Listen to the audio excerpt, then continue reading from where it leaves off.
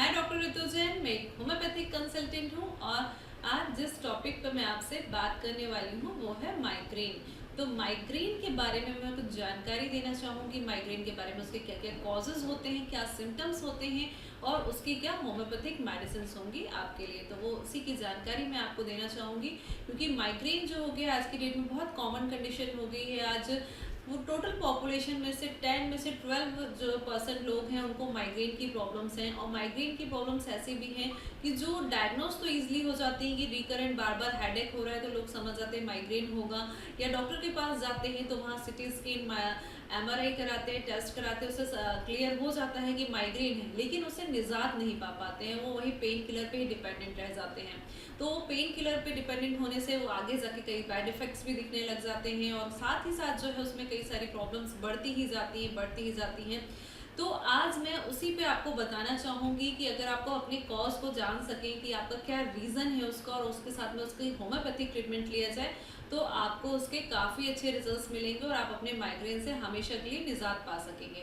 तो इसी टॉपिक पे मैं आज आपसे बात करने वाली हूँ। तो माइग्रेन के बारे में जानकारी जानते हैं, लेकिन वीडियो शुरू करने के पहले आप मेरे चैनल को सब्सक्राइब कर लीजिए और साथ में बेल आइकन के, क्योंकि अगर आप चाहते हैं कि मेरी वीडियोस के नोटिफिकेशंस आपको मिलते रहे, मेरे न्यू वीडियोस के, मेरे लाइव क्लिनिक के, तो आपको ज़रूरी है बेल आइकन के साथ सब्सक्राइब करें मेरे चैनल को। और आज का वीडियो आपको कैसा लगा लाइक करके, शेयर करके, कमेंट करके ज़रूर बताइएगा। तो चलिए शुरू करते हैं। तो माइग्रेन पे अपन बात कर रहे हैं तो माइग्रेन एक रिकरेंट टाइप ऑफ हेडेक होता है। ये न्यूरोलॉजिकल डिसऑर्डर है एक तरीके से। तो आपके जो नर्वस सिस्टम होता है, आपका जो ब्रेन होता है, वहाँ पर कई बार बहुत सारे चेंजेस देखे जाते हैं जिसकी वजह से आपको माइग्रेन हो जाता है। तो माइग्रेन जो होता है वहाँ पर आपको बहुत ज़्यादा समटाइम्स आर्टरियल डिसऑर्डर्स भी रहते हैं, नर्वस डिसऑर्डर्स भी रहते हैं, वहाँ पर स्वेलिंग आ जाती है, मेनिंजाइटिस हो जाता है, जिसके कारण हेडेक हो जाता है कंटिन्यूसली। और जो हेडेक होता है, जैसे समटाइम्स देखा जाता है कि बहुत ज़्यादा हेडेक होता है, कभी लेफ्ट साइड ही स्पेशली होता है कुछ लोगों को राइट साइडेड होता है, कुछ लोगों को फ्रंटल हेडेक होता है, कुछ लोगों को टेम्पोरल होता है। टेम्पोरल में स्पेशली देखा जाता है कि यहाँ पर पल्सेटिंग टाइप का होता है कि आपको ऐसा लगता है कि आपकी जो धड़कन है, आपकी जो ब्लड सप्लाई हो रही है, आर्टरीज में धड़कन सुनाई दे रही है, धक धक धक आपको यहाँ पर फील होता है। कुछ लोगों को हैमरिंग टाइप होता है कि जैसा लगता है कोई हथौड़े मार रहा है सर पे, बहुत ही तेज सर दर्द होता है। कुछ लोगों को बैक साइड नेक से स्टार्ट होता है, नेक से स्टार्ट होकर वो आंखों में सेटल हो जाता है, कभी बोथ साइड, कभी वन साइडेड ऑनली। तो इस तरीके के अलग अलग सिम्टम्स देखे जाते हैं माइग्रेन में। तो सभी को अलग अलग जैसे सिम्टम्स होते हैं वैसे ही उनके कॉजेज़ भी अलग अलग होते हैं।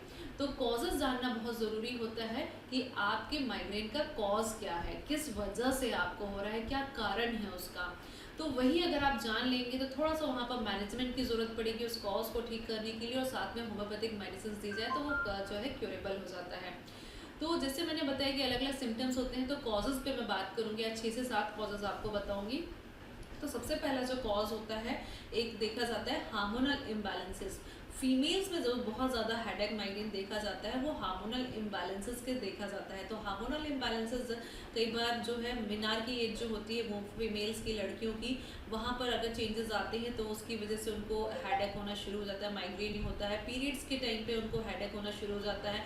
मेनोपॉजल कंडीशन होती है तो वहाँ पर माइग्रेन हेडेक बढ़ जाते हैं। समटाइम्स आफ्टर डिलीवरी जो है हेडेक बढ़ जाते हैं, और कुछ लोगों को प्रेगनेंसी के टाइम पे भी हेडेक्स बढ़ जाते हैं। तो ये सारी चीज़ें जो होती हैं बिकॉज ऑफ हार्मोनल इम्बैलेंसेस। तो हार्मोनल इम्बैलेंसेस की वजह से अगर कहते हैं हेडेक हो रहे हैं तो इसको हार्मोनल इम्बैलेंसेस को करेक्ट करना, उनके साइन एंड सिम्टम्स को नोट करना, उसके अकॉर्डिंगली ट्रीटमेंट देना ज़रूरी हो जाता है। नेक्स्ट जो होता है वो होता है सेंसिटिविटी। कुछ लोगों में देखा जाता है कि बहुत ज़्यादा सेंसिटिविटी होती है किसी भी चीज़ को लेके, नॉइज़ को लेके। अगर बहुत ज़्यादा अगर नॉइज़ में है, बहुत ज़्यादा हल्ला शोर हो रहा है तो उस सेंसिटिविटी की वजह से उनको हेडेक स्टार्ट हो जाता है। देन कुछ लोग लाइट की सेंसिटिविटी होती है, अगर कंटिन्यूसली बहुत तेज़ रोशनी में है, आंखों में इफेक्ट पड़ रहा है, या फिर आप बहुत ज़्यादा सिस्टम के सामने देर तक बैठे हैं, आप मोबाइल बहुत देर तक यूज़ कर रहे हैं, क्योंकि उनकी भी जो यूवी रेजेस होती हैं आंखों में पड़ती हैं, और जो लोगों को सेंसिटिविटी रहते हैं लाइट के लिए तो वहाँ पर उनको उसकी वजह से भी हेडेक होना शुरू हो जाता है। समटाइम्स स्मेल से एलर्जीज वगैरह होती हैं, ज़्यादा देर तक कहीं फ्रेग्रेंस में है आप बहुत ज़्यादा तो वहाँ पर उनको स्मेल की वजह से भी सेंसिटिविटी से हेडेक होना शुरू हो जाता है। और कुछ लोग होते हैं sensitivity to cold and hot. Weather, तो यहाँ पर बहुत तेज़ ठंड होने की वजह से, ठंडी चीज़ें लेने की वजह से सेंसिटिविटी होती है और उसकी वजह से हेडेक होता है। और कुछ लोग हीट से बहुत ज़्यादा सेंसिटिव होते हैं, धूप में चले जाते हैं तो हेडेक हो जाता है, किसी भी हीट वाली कंडीशन में है तो वहाँ आपको हेडेक बढ़ जाते हैं। और फीमेल्स में स्पेशली खाना बनाते वक्त जो है गैस लाइट के सामने देर तक खड़े रहने की वजह से भी हेडेक होना शुरू हो जाता है, स्पेशली फीमेल्स के लिए। तो ये सब कंडीशंस से देखी जाती है सेंसिटिविटी में, जहाँ पर सेंसिटिविटी बहुत ज़्यादा जिनकी होती है बॉडी में, तो वो उन लोगों में इन रीजंस की वजह से देखा जाता है माइग्रेन हेडेक। नेक्स्ट जो टॉपिक है मेरा वो है आफ्टर एक्सर्शन। कुछ लोगों में बहुत ज़्यादा वीकनेस होती है, जहाँ पर वो ज़्यादा एक्सर्शन ले लेते हैं, थोड़ी ज़्यादा देर तक वर्क कर लेते हैं, वो मेंटल वर्क भी हो सकता है, फिजिकल वर्क भी हो सकते हैं, या फिर लेक ऑफ रेस्ट। अगर प्रॉपर रेस्ट नहीं मिल पा रहा है उनको कंटिन्यूटी, जैसे कि अगर आप पर डे जैसे 8 आवर्स ही काम कर रहे हैं, लेकिन जो 8 आवर्स की नींद होती है वो आपकी पूरी नहीं हो पा रही है। बहुत सारे रीजंस हो सकते हैं, घर में फंक्शंस हो सकते हैं, कोई एक्सटर्नल घर में आया है या मेहमान है या बाहर घूमने गए हैं जिसकी वजह से आपको जो है नहीं नींद मिल पा रही है प्रॉपरली, कोई डिजीज़ कंडीशन है जिसकी वजह से आपको नींद नहीं आ पा रही है, घर में कोई और बीमार है तो आपको नींद नहीं आ पा रही है, तो वहाँ पर भी लेक ऑफ स्लीप भी जो होती है वो कहीं ना कहीं हेडेक को बढ़ाती है। या फिर आप बहुत ज़्यादा एक्सर्शन ले लेते हैं फिजिकली या मेंटली, तो वहाँ पर वो भी एक्सर्शन बढ़ जाते हैं कि ऑफिस में ज़्यादा काम था, उसके बाद उनको माइग्रेन स्टार्ट हो गया। फीमेल्स का होता है कि ऑफिस में भी वर्क करती हैं, फिर घर में आके भी अगर ज़्यादा वर्क कर लेती हैं और फिर नींद भी प्रॉपर नहीं हो रही तो उनको माइग्रेन स्टार्ट हो ही जाता है। तो वो जो कंडीशंस होती हैं, तो ये रीज़न जो है उसके अकॉर्डिंगली यहाँ पर ट्रीटमेंट लेना ज़रूरी होता है। नेक्स्ट जो मेरे पास सबसे ज़्यादा पेशेंट आते हैं और माइग्रेन के, और मैंने उन कॉजेज़ को सबसे ज़्यादा देखा है वो है गैस्ट्रिक कंप्लेंट्स। तो गैस्ट्रिक कंप्लेंट्स के कारण कई सारे लोगों में मुझे कॉजेज़ मिला है, क्योंकि गैस्ट्रिक ओरिजिन हेडेक जो होता है मैक्सिमम देखा जाता है अगर उनको लंबे समय से गैस्ट्रिक प्रॉब्लम्स है, मतलब कि जब भी वो कुछ भारी हैवी खा लेते हैं, बाहर का खाना खा लेते हैं और उसकी वजह से उनको गैस फॉर्म होती है और गैस होने के बाद में उनको हेडेक स्टार्ट हो जाता है। या फिर अगर वो लंबे समय तक भूखे रहते हैं, ये फीमेल्स के साथ एक और प्रॉब्लम होती है कि जो चीज़ें खाना स्किप बहुत करती है फीमेल्स काम में बिजी होने की वजह से, तो वो उन्होंने लंबे समय तक भूखे रहने की वजह से, जहाँ पर उन्होंने नहीं खाया खाना, सुबह से वो काम पे बिजी हैं और 12-1 बज गया, खाना ही नहीं खाया है, तो उनको हेडेक स्टार्ट हो जाएगा खाली रहने की वजह से। तो क्यों? क्योंकि उनको गैस्ट्रिक इश्यूज है कहीं ना कहीं। तो ये गैस्ट्रिक इश्यूज फॉर्म होते हैं, गैस फॉर्म हो जाती है, जो कि बोलते हैं सर पे चढ़ गई, हेडेक होने लग गया, ये सब जनरली वर्डिंग यूज़ करते हैं आते ही मेरे पास। तो वो चीज़ें मैं आपको बता रही हूँ कि गैस्ट्रिक ओरिजिन में कई बार देखा जाता है, सही से पेट साफ नहीं हुआ है, अगर आप सुबह कॉन्स्टिपेटेड रह गए हैं, नहीं साफ हो पाया, तो उसकी वजह से आपको हेडेक होना शुरू हो जाएगा। तो ये सारे रीजंस होते हैं गैस्ट्रिक की वजह से। हो सकता है वो गैस्ट्रिक को आप इग्नोर कर रहे हैं, वो गैस्ट्रिक अगर आपकी ठीक हो जाएगी तो आपको हेडेक की प्रॉब्लम्स भी नहीं होंगी, और इसके अकॉर्डिंगली भी मेडिसिन भी दी जाती है due to gastric origin. Next जो मेडिसिन है वो है, टॉपिक जो है मेरा कॉज है वो है किसी भी जो है लॉन्ग टर्म तक मेडिकेशन की वजह से, अगर मेडिसिन लंबे समय तक आप ले रहे हैं किसी भी डिजीज़ के लिए, तो वहाँ किसी भी डिजीज़ के लिए लंबे समय से मेडिसिन चल रही हैं, तो वो ज़्यादा मेडिसिन ओवरडोज ऑफ मेडिसिन हो जाती हैं, उसके इफेक्ट्स पड़ने लग जाते हैं, तो उसके कारण भी जो है आपको प्रॉब्लम्स हो सकती हैं। नेक्स्ट जो है, अगर आप बहुत ज़्यादा अल्कोहल लेते हैं, स्मोकिंग करते हैं, टबैको च्यूइंग करते हैं, तो ये भी आपके नर्वस सिस्टम को वीक करता है, वहाँ पर जो है चेंजेस लाता है और वहाँ पर आपको हेडेक होने के चांसेस होते हैं। तो अगर ये प्रॉब्लम है, कॉजेज है, तो वहाँ पर ये भी बहुत बड़ा रीज़न होता है आपका हेडेक का। नेक्स्ट जो इसका और रीजंस होते हैं वो है हेरिडिटरी। हेरिडिटरी एक बहुत बड़ा रीज़न होता है कि अगर आपके पेरेंट्स में माइग्रेन की प्रॉब्लम्स होती है, तो एनी अदर कॉजेज आपको हेरिडिटरी है, आपके जेनेटिक में, आपके जीन्स में वो प्रॉब्लम्स आपको मिली है, तो उसकी वजह से भी हेडेक्स हो जाते हैं। कई बार ये सारे रीजंस नहीं मिलते, उनको सब चीज़ परफेक्ट है, गैस्ट्रिक प्रॉब्लम भी नहीं है, एक्सर्शन भी नहीं होता है, कोई हार्मोनल इम्बैलेंसेस भी नहीं, फिर भी हेडेक हो रहा है। क्यों? क्योंकि हेरिडिटरी के थ्रू उनको मिला है। तो उसके अकॉर्डिंगली भी होम्योपैथिक में कई सारी मेडिसिन होती हैं, उसको ठीक किया जा सकता है, कंट्रोल किया जा सकता है।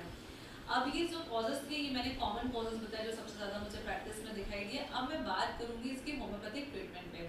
तो होम्योपैथिक ट्रीटमेंट के लिए मैं एक यहाँ पर स्पेशल मेडिसिन बताने वाली हूँ, वो है पेटेंट मेडिसिन। तो उसके लिए जो है स्पेशली आपको बहुत ही इफेक्टिव मेडिसिन है, और भी कई सारी कॉज के अकॉर्डिंगली मेडिसिन होती हैं, बट आज मैं बताने वाली हूँ आपको REPL कंपनी की एक मेडिसिन ड्रॉप आता है, मिक्सचर ड्रॉप आता है, वो है माइग्रेन ड्रॉप नंबर 65।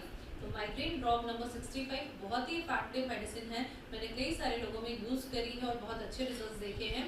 और उसमें जो मेडिसिन हैं वो स्पेशली जैसे स्पाइजीलिया, सैमोलीरिया, जो कि इस बहुत अच्छी मेडिसिन है, जैसे कि लेफ्ट साइडेड है तो स्पाइजीलिया बहुत अच्छी मेडिसिन होती है। सॉरी स्पाइजीलिया जो है राइट साइडेड मेडिसिन है, एंड स्पाइजीलिया जो है स्पेशली लेफ्ट साइडेड मेडिसिन है। तो ये मेडिसिन जो है बहुत ही इफेक्टिव होती हैं अगर इस टाइप के हेडेक हैं। देन सियोनेथस है, अगर कोई आपको गैस्ट्रिक ओरिजिन की वजह से हो रहा है। नाट्राम्यूर है, अगर आपको हीट सेंसिटिविटी है, हार्मोनल इम्बैलेंसेस हैं, तो वहाँ पर बहुत इफेक्टिव मेडिसिन हो जाती है।